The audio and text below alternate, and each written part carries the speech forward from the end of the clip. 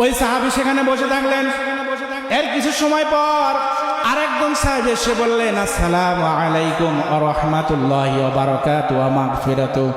আল্লাহর রাসূল খুশি হয়ে গেলেন আর ডাক দিয়ে বললেন, আমার এই সাহাবীর আমলনামায় আল্লাহর পক্ষ থেকে 40 নেকি লেখা হয়ে গেছে।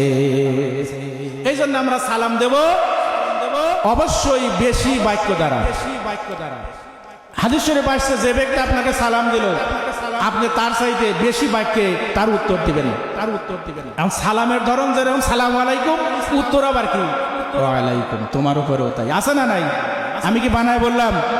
সমাজে এরকম চলতেছে না? এগুলো আমরা দেখি, প্রতিবাদ করলে পরেও বিপদ। রমজান মাসে মুখের সামনে আপনার চোখের সামনে বিড়ি লাগায় খায়, আপনি যদি নিষেধ করেন বিপদ আছে না নাই? আমার এলাকায় এক লোকের আমি বললাম যে ভাই সিগারেটটা একটু ফাঁকে যায় খাও, কয় আপনি ফাঁকে যান। মুসলমান না, কথা কন না কেন? আপনারা কি মন খারাপ করতেছেন? মুসলমানের বাচ্চা রমজান মাসে রোজাদারের সামনে যদি বিড়ি লাগায় খায়, ওকে মুসলমানের শয়তান, টাটকা শয়তান, ঠিক না? রমজান মাসে সুস্থ শরীরে কোন মুসলমান যদি খায়, যত হালাল খাবার খায়, ওই খাবার হারাম না? সম্পূর্ণরূপে হারাম। এই যে রমজান মাস আসতেছে, রমজান মাসের যে রহমত বরকত মাগফিরাত আছে, কোন মানুষ যদি এটা সঠিকভাবে আদায় করতে পারে, সদ্য ভূমিষ্ঠ শিশু সন্তান যেমন নিষ্পাপ অবস্থায় দুনিয়াতে আগমন করে, আল্লাহ রাব্বুল আলামিন ওই ব্যক্তিকেও নিষ্পাপ বানায়া দিবে। সংক্ষিপ্ত সময়ের মধ্যে কিছু গুরুত্বপূর্ণ আলোচনা করার চেষ্টা করব। আল্লাহ পাক যেন আমাকে তৌফিক দেন, সকলে বলেন আমিন।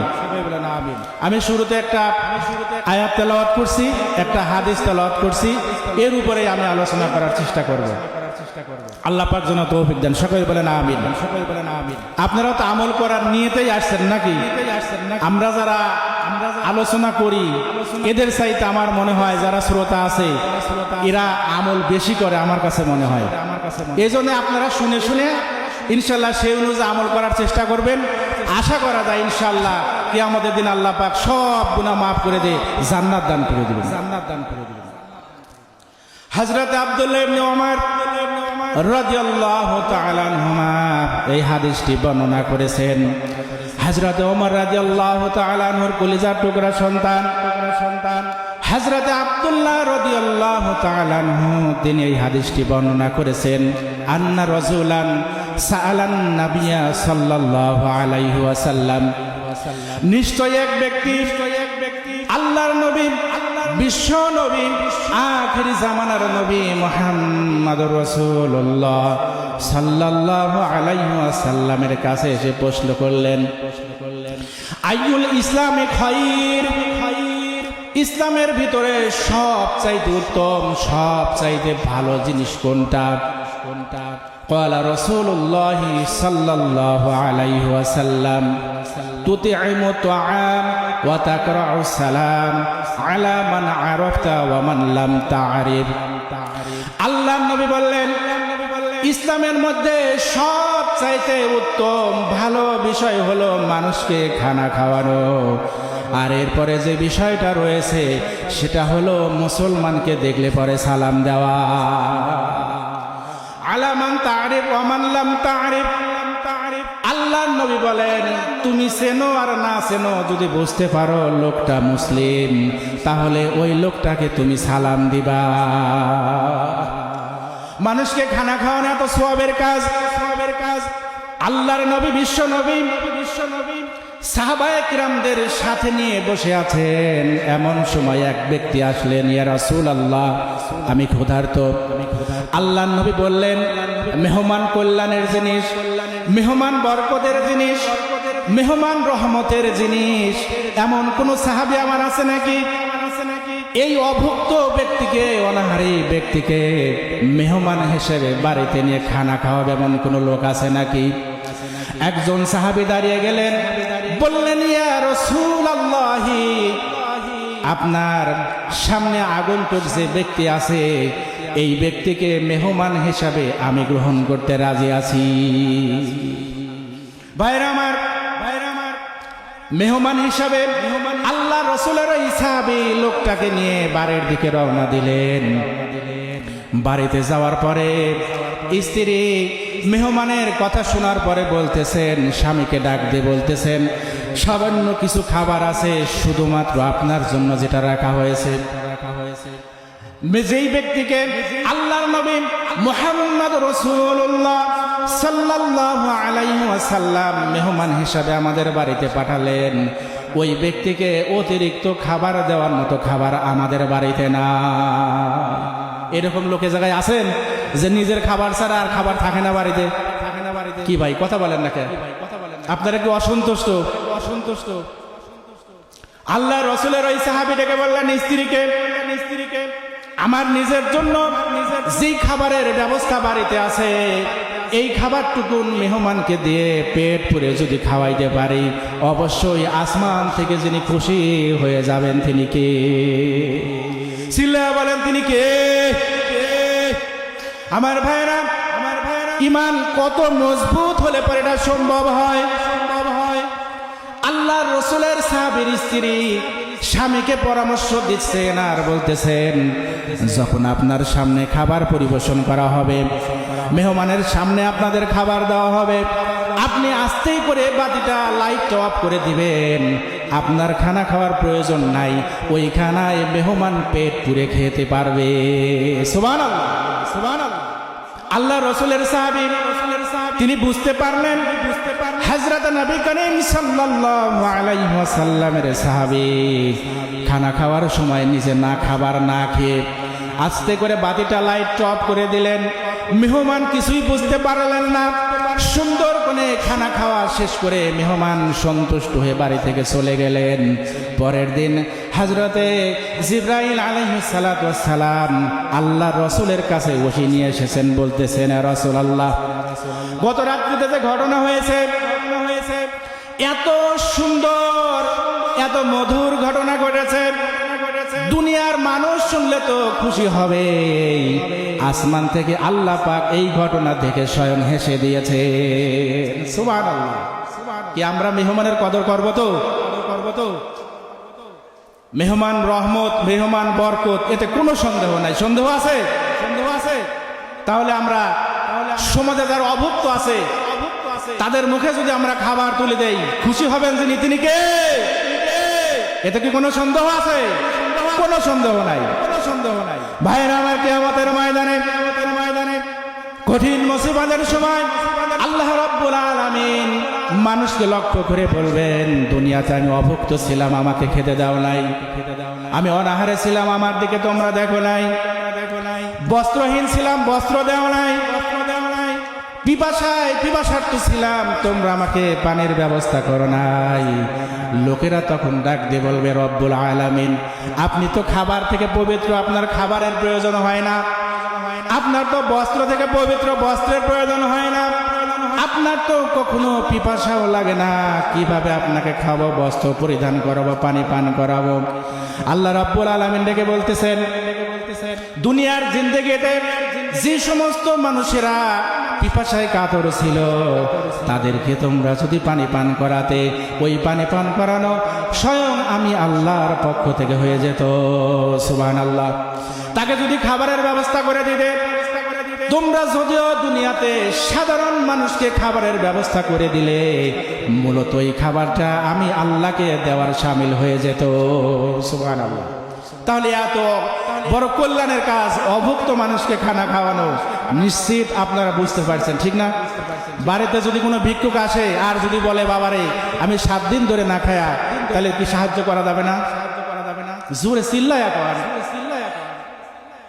ফকিররাও সেই রকম সিটার বাটপার। ইউটিউবে ভিডিও দেখা যায়, মাঝে মাঝেই দেখা যায় হাত নাই, পাও নাই, 2 পাও নাই। তারপরে দেখা যায় কি, যারা সচেতন সমাজের লোক ঠিকই তাদের প্যান্টের ভিতর থেকে বিশাল বড় পাও বের করে। এরকম ঘটনা আছে না নাই? এইসব বাটপার সিটার যেগুলো দেখে দেখে দান করা লাগবে। সমাজে যারা প্রকৃতই যারা অসুস্থ, চলাফেরা করতে পারে না, হাত নাই, পা নাই, এদের সাহায্য সহযোগিতা করা লাগবে। তাহলে খুশি হবেন যিনি তিনি কে? এরপরে আল্লাহ রাব্বুল আলামিনের হাবিব বলতেছেন, ওয়া তাকরাউস সালাম আলা মান আরাফতা ওয়া মান লাম তা'রিফ। তুমি চেনো আর না চেনো, যদি বুঝতে পারো লোকটা মুসলিম তাহলে তুমি তাকে সালাম দিবা। হায় রে সালাম, সালামু আলাইকুম আছে না নাই? কি কয় ও জানে আর আল্লাহ জানে, মানুষের বোঝার উপায় নাই। SLUM ইসলাম ইংলিশে একটা শব্দ। এই ইসলাম শব্দের অর্থ হচ্ছে বস্তি। ইসলাম মানে কি? ইসলাম মানে কি? বস্তি। আসসালামু আলাইকুম, আলাইকুম মানে তোমার উপরে, আর ইসলাম মানে হলো বস্তি। আসসালামু আলাইকুম তার মানে কি? তুমি বস্তিতে থাকো। দোয়া করলো না গজব পড়লো? আল্লাহ নবী বসে আছেন, হযরত আয়েশা রাদিয়াল্লাহু তাআলা আনহা রাসূলুল্লাহর সাথে বসে আছেন। এমন সময় একজন অমুসলিম এসে আল্লাহর রাসূলকে সালাম দিলেন, আসসালামু আলাইকুম। সালামের মতোই শোনা যায়, ঠিক না? কিন্তু এর অর্থ দাঁড়ায় হলো তোমার মৃত্যু হোক। হযরত আয়েশা রাদিয়াল্লাহু তাআলা আনহা তিনি বুঝতে পারলেন এবং তিনি রাগান্বিত হয়ে কথার জবাব দিলেন। আল্লাহ রাসূল রাগান্বিত হলেন না, শুধু বললেন ওয়া আলাইকুম। তুমি যা বলেছো তোমার উপরেও তাই। হযরত নবী করিম সাল্লাল্লাহু আলাইহি ওয়াসাল্লাম হযরত আয়েশা রাদিয়াল্লাহু তাআলা আনহাকে ডেকে বললেন, আয়েশা রে তুমি শান্ত হও, তুমি কি খেয়াল করো না লোকটা কি বলেছে? তার জবাবে আমিও তো বললাম ওয়া আলাইকুম। তুমি যা বলেছো সেটা তোমার উপরেও হোক। দুঃখজনক হলো সত্য, বর্তমানে অধিকাংশ সালামই হয় না। নবী করিম সাল্লাল্লাহু আলাইহি ওয়াসাল্লাম বসে আছেন। একজন সাহাবী এসে বললেন আসসালামু আলাইকুম। আল্লাহর নবী বললেন তার আমলনামায় 10 নেকি চলে গেল। সুবহানাল্লাহ। এরপরে কিছু সময় পরে আরেকজন সাহাবী আসলেন, তিনি বললেন আসসালামু আলাইকুম ওয়া রাহমাতুল্লাহ। আল্লাহর নবী মুহাম্মদুর রাসূলুল্লাহ সাল্লাল্লাহু আলাইহি ওয়াসাল্লাম বললেন আমার এই সাহাবীর আমলনামায় 20 নেকি লাগা হয়ে গেছে। এর কিছু সময় পর আরেকজন সাহাবী আসলেন, তিনি এসে বললেন আসসালামু আলাইকুম ওয়া রাহমাতুল্লাহি ওয়া বারাকাতুহু। আল্লাহর নবী ডেকে বললেন আমার এই সাহাবীর আমলনামায় আল্লাহর পক্ষ থেকে 30 নেকি লেখা হয়ে গেছে। ওই সাহাবী সেখানে বসে থাকলেন। এর কিছু সময় পর আরেকজন সাহাবী এসে বললেন আসসালামু আলাইকুম ওয়া রাহমাতুল্লাহি ওয়া বারাকাতুহু ওয়া মাগফিরাতুহু। আল্লাহর রাসূল খুশি হয়ে গেলেন আর ডাক দিয়ে বললেন আমার এই সাহাবীর আমলনামায় আল্লাহর পক্ষ থেকে 40 নেকি লেখা হয়ে গেছে। এই জন্য আমরা সালাম দেব অবশ্যই বেশি বাক্য দ্বারা। হাদিস শরীফে আসছে যে ব্যক্তি আপনাকে সালাম দিল আপনি তার চাইতে বেশি বাক্যে তার উত্তর দিবেন। এখন সালামের ধরন যেরকম সালাম আলাইকুম, উত্তর আবার কি ওয়া আলাইকুম, তোমার উপরেও তাই। আছে না নাই? আমি কি বানায় বললাম? সমাজে এরকম চলতেছে না? এগুলো আমরা দেখি। প্রতিবাদ করলে পরেও বিপদ। রমজান মাসে মুখের সামনে আপনার চোখের সামনে বিড়ি লাগায় খায়, আপনি যদি নিষেধ করেন বিপদ আছে না নাই? আমার এলাকায় এক লোকের আমি বললাম যে ভাই সিগারেটটা একটু ফাঁকে যায় খাও। কয় আপনি ফাঁকে যান। মুসলমান না, কথা কন না কেন? আপনারা কি মন খারাপ করতেছেন? মুসলমানের বাচ্চা রমজান মাসে রোজাদারের সামনে যদি বিড়ি লাগায় খায় ও কি মুসলমানের শয়তান? ঠিক না? রমজান মাসে সুস্থ শরীরে কোন মুসলমান যদি খায়, যত হালাল খাবার খায়, ওই খাবার হারাম না? সম্পূর্ণরূপে হারাম। এই যে রমজান মাস আসতেছে, রমজান মাসের যে রহমত বরকত মাগফিরাত আছে, কোন মানুষ যদি এটা সঠিকভাবে আদায় করতে পারে, সদ্য ভূমিষ্ঠ শিশু সন্তান যেমন নিষ্পাপ অবস্থায় দুনিয়াতে আগমন করে, আল্লাহ রাব্বুল আলামিন ওই ব্যক্তিকেও নিষ্পাপ বানায়া দিবে। সুবহানাল্লাহ।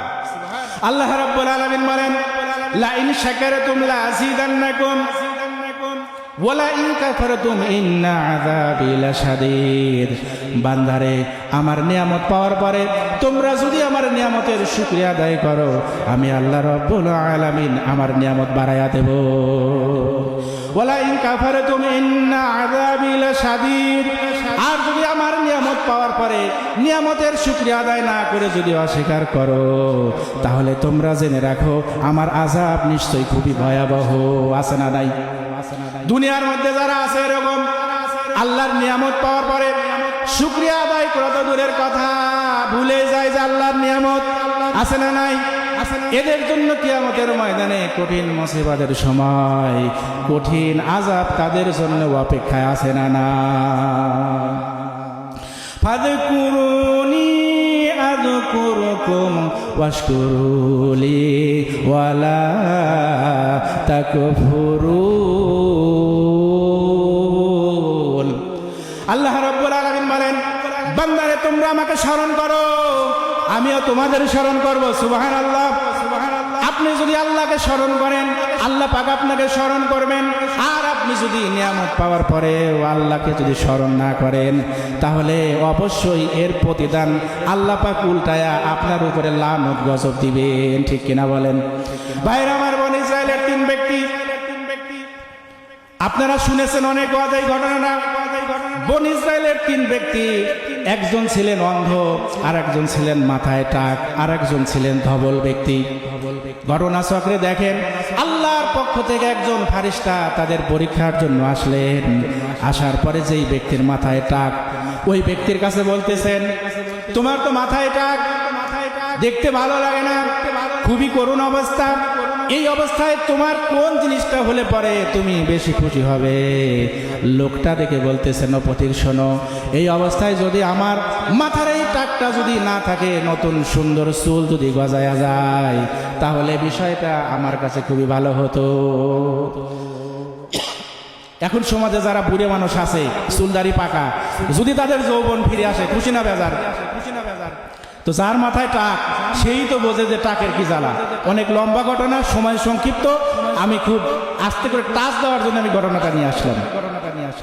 লোকটার টাক আল্লাহর কুদরতিতে ভালো হয়ে গেল, মাথায় সুন্দর নতুন চুল গজিয়ে উঠলো।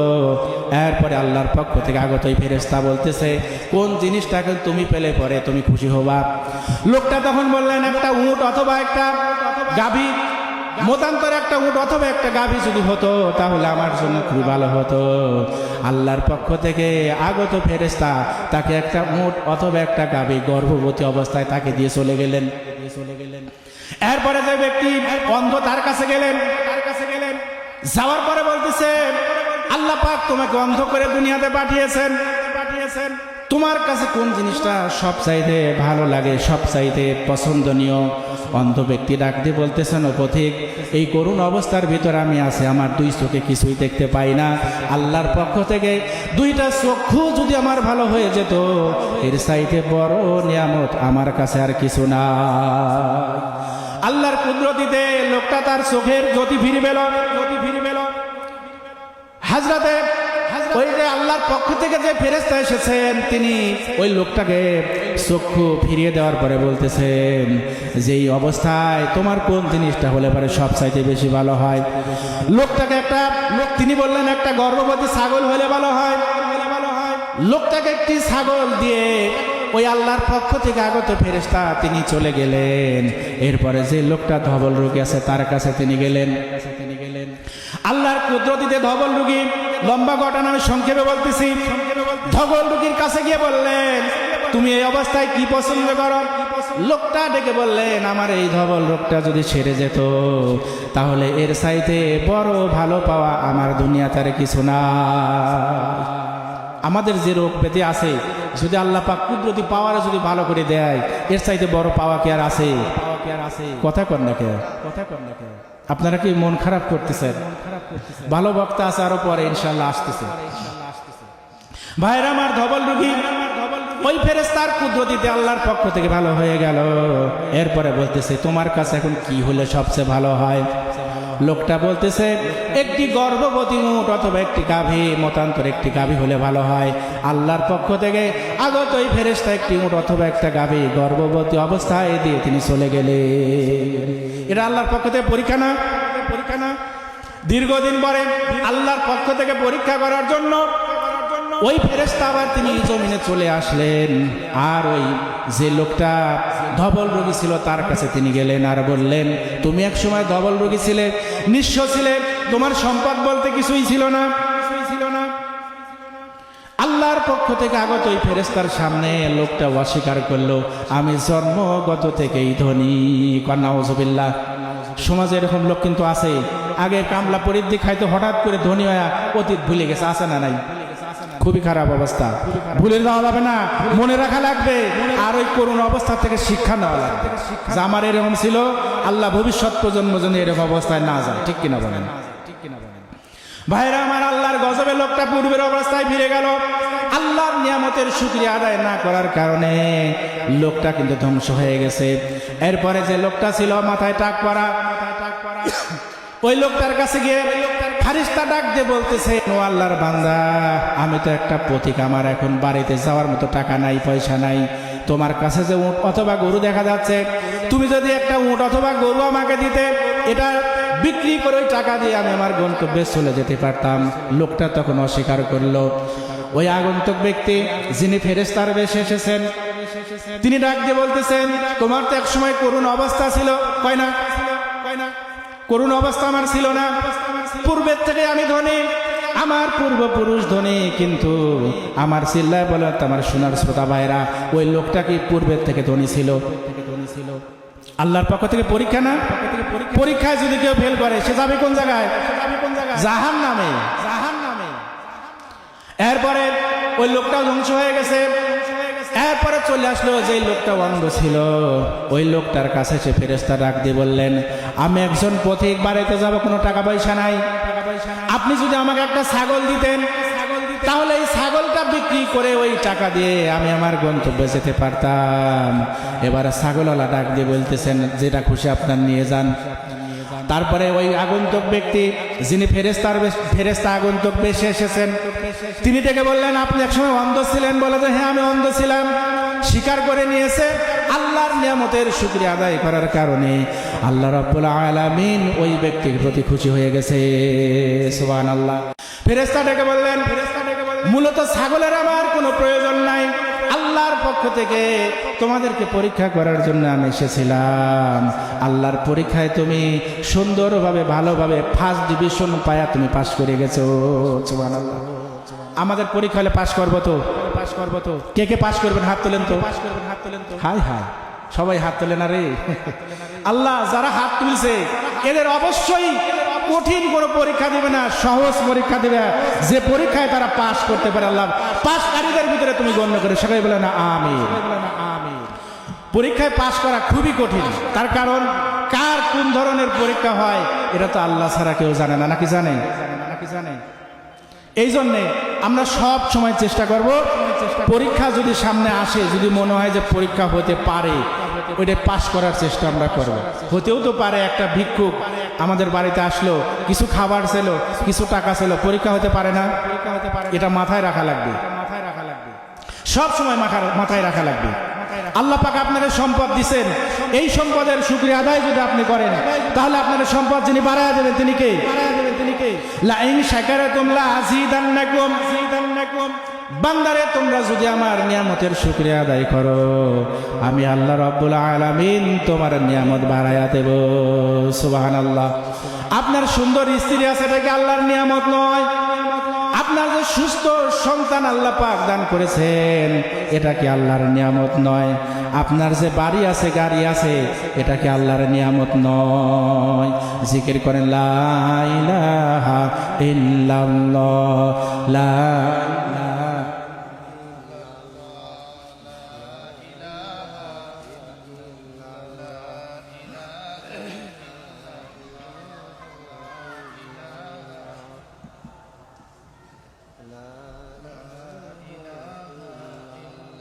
লা ইলাহা ইল্লাল্লাহ, লা ইলাহা ইল্লাল্লাহ।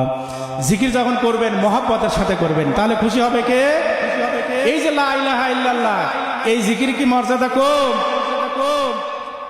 হযরত মুসা আলাইহিস সালাতু ওয়াস সালাম আল্লাহর কাছে ফরিয়াদ করলেন, রব্বুল আলামিন, তুমি আমাকে এমন একটা বাক্য শিখিয়ে দাও, আমাকে এমন একটা বাক্য শিখিয়ে দাও যেই বাক্য দ্বারা শুধুমাত্র আমি তোমাকে ডাকবো। আল্লাহ সুবহানাহু ওয়া তাআলা মুসা আলাইহিস সালাতু ওয়াস সালামকে বললেন, তুমি পড়ো লা ইলাহা ইল্লাল্লাহ, জোরে লা ইলাহা ইল্লাল্লাহ।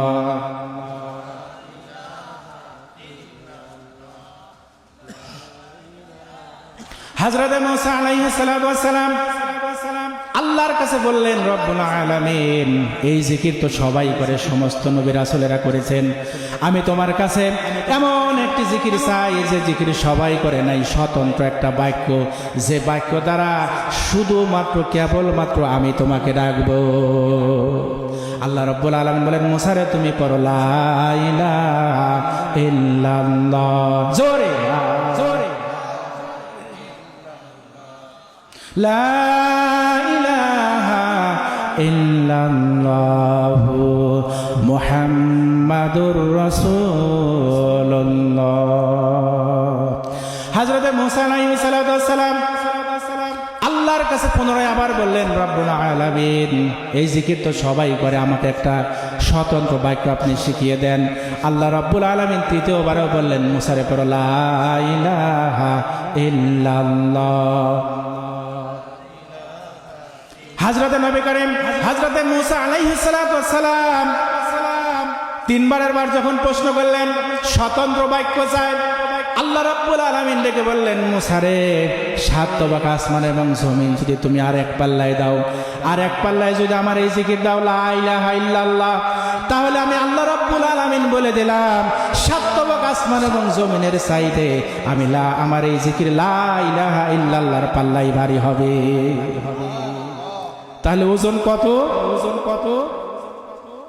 এর কি গুণ, এর কি গুণ! আপনার আমলনামায় হাজারো গুনাহ আছে। আপনি যদি পড়েন লা ইলাহা ইল্লাল্লাহ মুহাম্মাদুর রাসূলুল্লাহ, আপনার গুনাহগুলো যিনি মাফ করে দেবেন তিনি কে? নবী করিম সাল্লাল্লাহু আলাইহি ওয়াসাল্লাম বসে আছেন। একজন সাহাবী এসে বললেন, ইয়া রাসূলুল্লাহ, আমার আমলনামায় গুনাহ ছাড়া কিছুই নাই, হাজারো লক্ষ লক্ষ কোটি কোটি গুনাহ, শুধুমাত্র গুনাহ, আমার আমলনামায় গুনাহ ছাড়া কিছুই নাই, আমার এই গুনাহ মাফ হবে নাকি? নবী করিম সাল্লাল্লাহু আলাইহি ওয়াসাল্লাম ডেকে বললেন, তুমি কি মুসলমান হয়েছো? লোকটা বললেন, ইয়া রাসূলুল্লাহ, আমি মুসলমান হয়ে গেছি, আমি করে নিয়েছি লা ইলাহা ইল্লাল্লাহু মুহাম্মাদুর রাসূলুল্লাহ। আল্লাহ নবী ডেকে বললেন, আমার সঙ্গের সাথী শোনো। হযরত নবী করিম সাল্লাল্লাহু আলাইহি ওয়াসাল্লাম ডেকে বললেন, তুমি যখন লা ইলাহা ইল্লাল্লাহু মুহাম্মাদুর রাসূলুল্লাহ পড়েছো আর এই কালেমা বিশ্বাস করে নিয়েছো, আল্লাহ রাব্বুল আলামিন তোমার জিন্দেগীর সব গুনাহ মাফ করে দিয়েছে। শুধু মাফ করেন না, আরো কি করেছেন? ওয়ায়ুবাদদিলুল্লাহু সাইয়্যাতিহিম হাসানাহ, তোমার জিন্দেগিতে যত গুনাহ ছিল সমস্ত গুনাহগুলিকে আল্লাহ রাব্বুল আলামিন নেক দিয়ে বদলায় দিয়েছে। এত সুযোগ থাকার পরেও তোমরা যদি আল্লাহর শুকরিয়া আদায় না করো, বান্দা, আল্লাহ কোন জায়গায় পাঠাবে? জাহান্নামে দেবে না, হাবিয়ায় পাঠাবে। বহুত সুযোগ দেওয়া হয়েছে দুনিয়ায়, এই সুযোগ যদি কাজে না লাগাও আর আল্লাহর দরবারে যদি হাজির হও, ডাইরেক্ট কোন জায়গায় যাওয়া লাগবে? ইব্রাহিম আলাইহিস সালামের বাবার নাম কি? বাবার নাম আজর না? এই আজরের আল্লাহ পাক জাহান্নামে দিবে। কিভাবে দিবে? পাছায় লাথিতে ফেরেশতারা নিয়ে যাবে। পাছায় লাথিতে নেবো যায়, এই জাহান্নামে একজন ব্যক্তিকেই দেওয়া হবে যার পাছায় ফেরেশতারা লাথি মারতে মারতে নিয়ে যাবে। আমরা কি ওই কাতারে যেতে চাই? কোন কাতারে যেতে চাই? আমরা ইব্রাহিমের সন্তান, আমরা ইব্রাহিমের কাতারে যেতে চাই। ঠিক কিনা বলেন?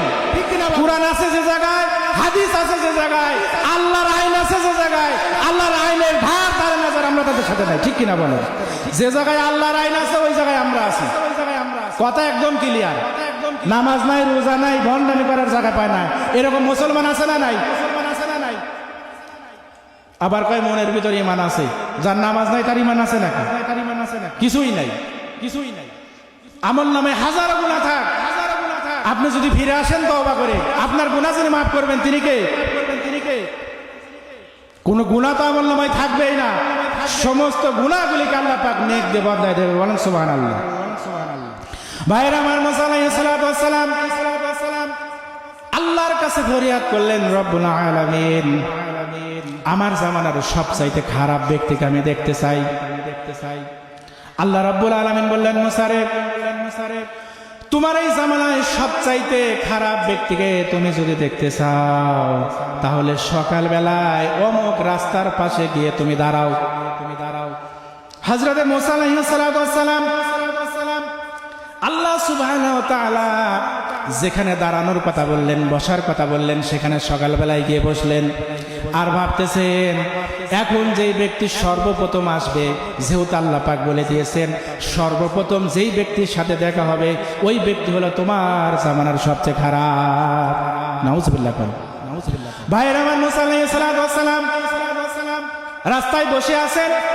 এমন সময় তিনি দেখতেছেন এক ব্যক্তি ছোট্ট একটা বাচ্চা সাথে নিয়ে ওই রাস্তা দিয়ে সকালবেলায় বাচ্চার সাথে তিনি দেখতে পেলেন রাস্তা দিয়ে এক ব্যক্তি চলে যায়। হযরতে মুসা আলাইহিস সালামের বুঝতে কোনো কষ্ট রইল না, আমার জামানায় এই লোকটাই হলো সবচাইতে খারাপ বান্দা। নাউজুবিল্লাহ। হযরতে মুসা আলাইহিস সালাম এরপরে আল্লাহর কাছে ফরিয়াদ করলেন, রব্বুল আলামিন সবচাইতে খারাপ ব্যক্তিকে তো আমি দেখলাম, আমার এই জামানায় সবচাইতে ভালো বান্দাকে আমি একটু দেখতে চাই। আল্লাহর পক্ষ থেকে ওহী নাযিল হয়ে গেল, মুসারে সকাল বেলায় যেখানে তুমি বসেছিলে সেখানে গিয়ে আবার বসো। তুমি যত সর্বপ্রথম বিকাল বেলায় যে লোকটার সাথে তোমার দেখা হবে ওই লোকটা হলো তোমার জামানার সবচাইতে ভালো বান্দা। হযরতে মুসা আলাইহিস সালাম সকাল বেলায় যেখানে বসেছিলেন বিকেল বেলায় সেখানে গিয়ে বসলেন। আর ভাবতেছেন যেই ব্যক্তি সর্বপ্রথম এখন আসবে, যার সাথে আমার সর্বপ্রথম দেখা হবে এই লোকটা হলো আমার জামানার সবচাইতে ভালো বান্দা।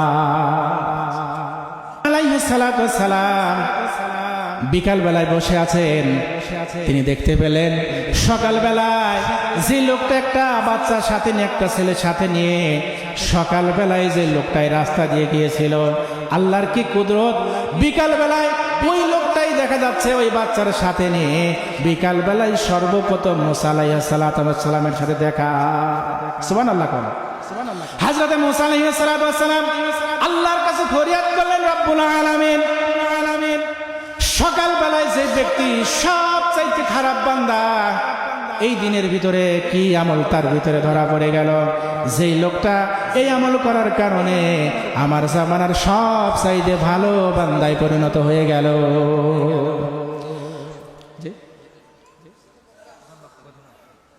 প্রধান বক্তার আগমন।